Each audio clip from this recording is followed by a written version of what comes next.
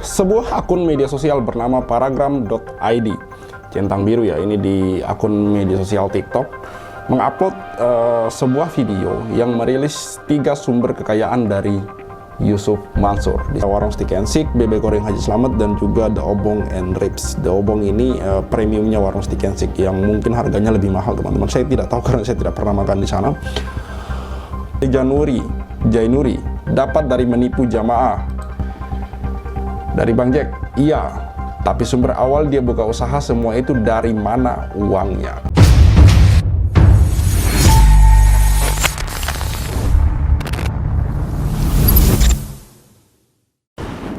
Bismillahirrahmanirrahim. Assalamualaikum warahmatullahi wabarakatuh. Kembali bersama saya Al-Walid.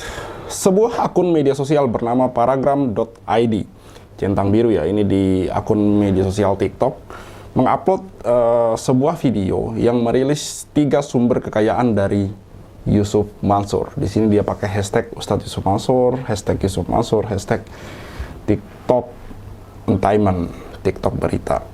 Jadi Paragram ID ini pada tanggal 21 bulan 12 2021 lalu merilis 3 sumber kekayaan Yusuf Mansur, yang mana ini berdasarkan beberapa sumber lainnya juga. Dia mengutip dari berbagai source, salah satunya adalah YouTube.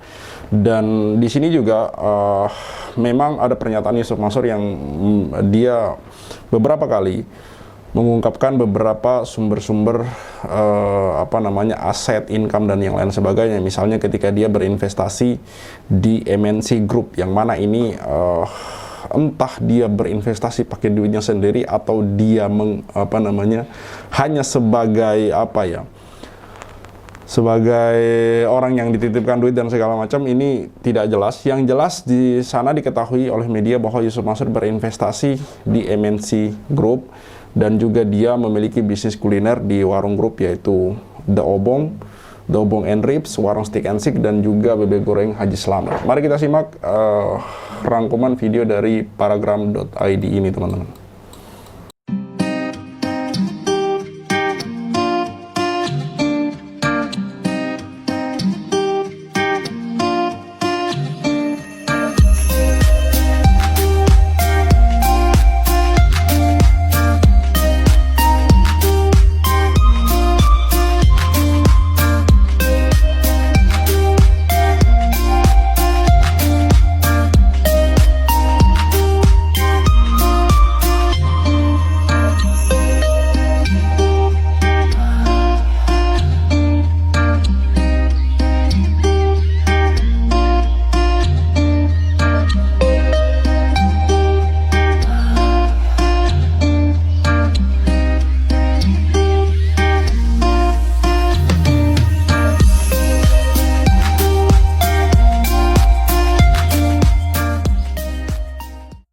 Ya, ada 3 sumber kekayaan yang dirilis oleh paragram.id. Yang pertama itu PayTrend.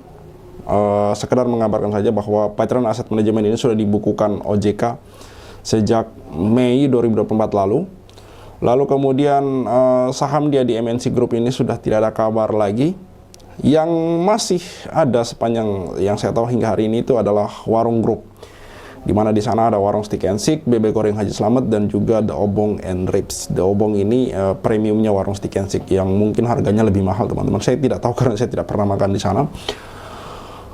Berbicara mengenai warung Steak and Shake, ini ada satu hal yang aneh, karena ketika kemudian warung Steak and Shake atau warung grup ini mulai disoroti, Yusuf Mansur akhirnya tidak pernah lagi sampai hari ini itu mempromosikan warung Steak and Shake, yang mana menurut dugaan kami itu kemungkinan besar Yusuf Mansur takut bisnis kulinernya ini terdampak akibat dari popularitasnya yang kian menurun akibat dari video-video kontroversi dia, dugaan penipuan atau prestasi di bidang investasi, dan juga sedekah-sedekah ekstrimnya yang kini mulai disoroti, teman-teman. Mari kita simak beberapa komentar dari netizen. Dari Muslimah, semakin banyak dia dapatkan, semakin banyak yang dia pertanggungjawabkan. Harta awalnya dari mana? Untuk apa? Ngeri, hidup cuma sekali. Harta awalnya dari mana? Untuk apa? Ngeri, hidup cuma sekali. Ingat awalnya. Ini dia pertanyakan sumber awal kekayaannya, yang mana ini juga sering kami bahas teman-teman. Sumber awalnya itu dari mana tidak pernah dijelaskan. Tiba-tiba aja dia nongol dan kaya raya. Dari Dede Berna, orang lain mah dapat modal dari pinjaman bank dan harus dibayar plus bunga. Ini mah modal maksa di tempat umum dan nggak ngembalikan modal. Kacau. Dari Jainuri, dapat dari menipu jamaah.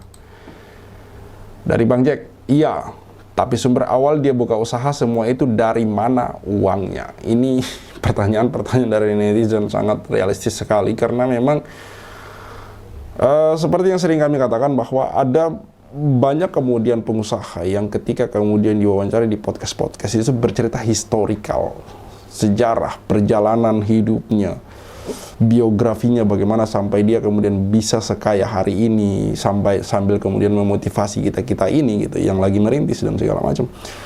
Tapi tidak dengan Yusuf Mansur. Yusuf Mansur ketika ditanyai sumber awal kekayaannya oleh Hotman Paris, itu jawabannya nyeleneh dan tidak jelas. Boleh teman-teman lihat di podcast Hotman Paris dan Yusuf Mansur. Silakan saja searching di YouTube. Di situ tidak ada kejelasan dari jawaban Yusuf Mansur mengenai pertanyaan Hotman Paris yang menanyakan sumber awal kekayaannya. Itu tidak ada. Entah dari warisan kah, entah dari siapa yang modalin kah, atau memang dia merintis sejak nol, ya jelasin gitu. Dari Karta, proses untuk dapat semua itu yang perlu dijelaskan. Betul sekali.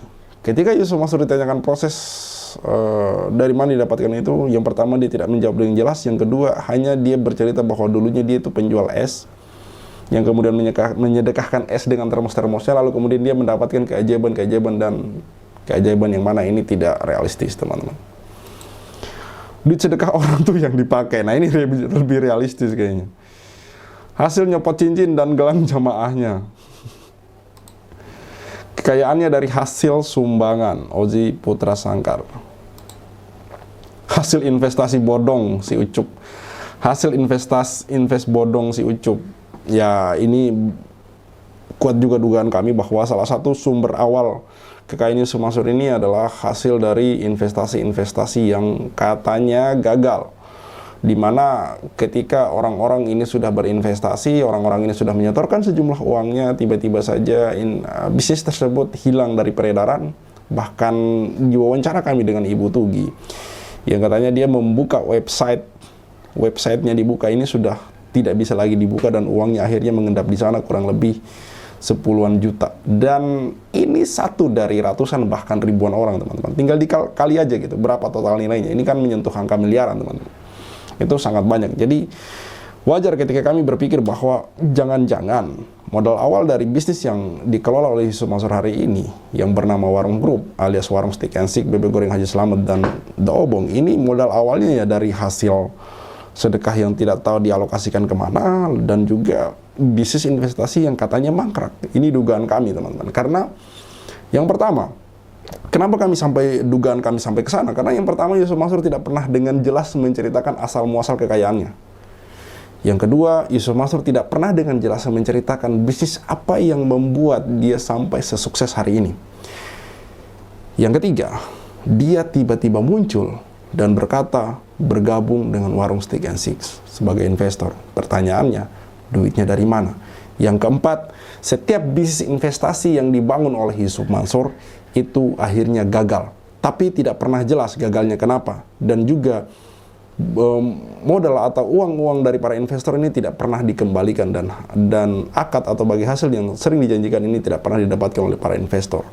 Yang keempat, yang kelima, Yusuf Mansur tidak pernah dengan jelas menjelaskan secara transparan bagaimana hasil atau sedekah dari umat itu dikelola dan diperuntukkan untuk siapa, itu tidak jelas sampai sekarang. Tidak seperti lembaga-lembaga penyalur sedekah yang lain, teman-teman.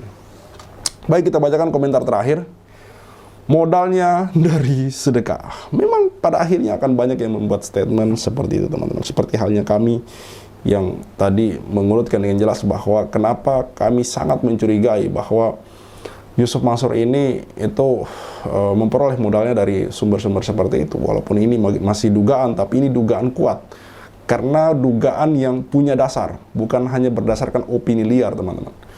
Jadi sekali lagi saya katakan bahwa alasan kami memboikot warung Steak and Shake karena tidak pernah ada klarifikasi resmi dari warung Steak and Shake mengenai hubungan dia dengan dengan Yusuf Mansur, dan juga tidak pernah ada bantahan, dan jelas-jelas statement Yusuf Mansur mengatakan bahwa sejak 2010 dia bergabung dan ikut mengembangkan warung Steak and Shake. Dan memang berdasarkan hasil riset kami sejak 2010 perkembangan warung Steak and Shake sangat signifikan sekali, dan ini luar biasa teman-teman. Jadi sekali lagi saya katakan bahwa alasan kami memboikot bisnis Yusuf Mansur yaitu warung Steak and Shake adalah tidak lain dan tidak bukan adalah cara kami memberi sanksi kepada Yusuf Mansur yang tidak ada itikat untuk bertanggung jawab kepada para korban investasi yang sampai hari ini menangis meminta haknya untuk dikembalikan, karena apa yang mereka dijanjikan, akad apapun itu tidak pernah selaras dengan kenyataan yang ada hari ini. Bahkan sampai beberapa korban yang mana saya ketahui dan saya ingat betul, Ustadz Nurholik rahimahullah sampai berpulang ke rahmatullah, sampai beliau meninggal dunia,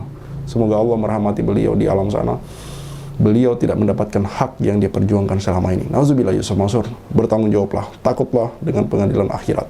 Khalid Al-Walid, see you on the next videos. Maka 2010 ketika saya masuk pertama kali ke warung Steak and Shake, like video jangan di skip, share sampai kena strap, like biar kasusnya di up, komen sampai dia kena strap. Yusuf Mansur punya cerita, katanya punya daku di mana-mana, nyatanya cuma numpang nama, emang bisa gak punya muka. Boykot Yusuf Mansur, bikin bisnis batu bara kau bangkrut, bikin aplikasi Paytm kau macet, bikin program umroh merdeka kau mampet, bikin program tabung tanah kau rungkat, bikin program mulia video kau katot, bikin bisnis hotel city ya bacot, bisnis mandek duitnya dicokot. Boykot Yusuf Mansur. Kalau cari tangga dipikir dulu, ngaku komisaris nyatanya halu. Kalau udah dongeng kayak orang nyabu, ngaku punya pesawat nyatanya malu. Boykot Yusuf Mansur. Maju caleg tapi nggak kepilih. Haha, orang udah pada tahu belangnya, ngakunya gabung di warung steak. Ya udah kita boykot sekalian biar steak. Boykot warung steak. Boykot warung steak. Boykot warung steak. Kok bisa bangun bisnis saat pandemi? Emang duitnya dari mana? Kalau bukan dari bisnis fiksi, ngajak umat kumpul dana cuma buat merana. Boykot warung steak. Joni kok cuma diam kayak bot? Apa sih ujuk bikin lu takut? Takut kebongkar, takut kecokot. Bikin bisnis batu bara kok bangkrut, Bikin aplikasi Paytm kau macet, bikin program umroh merdeka kau mampet, bikin program tabung tanah kau rungkat, bikin program moya video kau gatot, bikin bisnis hotel city ya bacot, semua baik duitnya dicokot. Boykot warung steak. kalau cerita nggak dipikir dulu. Ngaku komisaris grab nyatanya halu. Kalau udah dongeng kayak orang nyabu, ngaku punya pesawat nyatanya malu. Baju caleg tapi nggak kepilih, haha. Orang udah pada tahu belangnya, ngakunya gabung di warung steak. Ya udah kita boykot sekalian biar steak. Boykot warung steak. Sorry kok cuma diam kayak bot. Apa sih ujuk bikin lu takut? Takut kebongkar, takut kecokot. Bikin bisnis batu bara kau bangkrut, bikin aplikasi Paytm kau macet, bikin program umroh merdeka kau mampet, bikin program tabung tanah kau rungkat, bikin program moya video kau gatot, bikin bisnis hotel city ya bacot, semua baik duitnya dicokot. Boykot warung steak. Kalau cerita nggak dipikir dulu, ngaku komisaris grab nyatanya halu. Kalau udah dongeng kayak orang nyabu, ngaku punya pesawat nyatanya malu. Maju caleg tapi nggak kepilih, haha. Orang udah pada tahu belangnya, ngakunya gabung di warung steak. Ya udah kita boykot sekalian biar steak. Boykot warung steak. Stop mampir di sana, stop masuk ke sana, stop makan di sana, stop bikin si ujuk kaya. Boykot warung steak.